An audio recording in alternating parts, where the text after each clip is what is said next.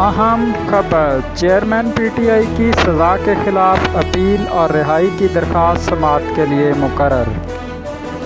Chairman P T I کی سزا معطلی کے خلاف اپیل اور رہائی کی درخواست سماعت کے لیے مقرر کر لی گئی۔ رجسٹرار اسلام آباد ہائی کورٹ کی جاری کردہ آئندہ ہفتے کی لسٹ کے مطابق توشہ خانہ کیس میں چیئرمین پی ٹی آئی کی سزا کے خلاف اپیل اور سزا معطل کر کے رہائی کی درخواست 22 اگست کو سماعت کے لیے مقرر کی گئی ہے۔ چیف جسٹس اسلام آباد ہائی کورٹ جسٹس عامر فاروق اور جسٹس طارق محمود جہانگیر درخواستوں پر سماعت کریں گے۔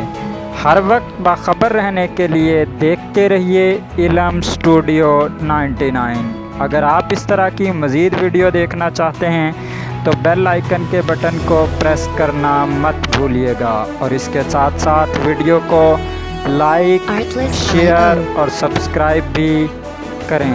شکریہ۔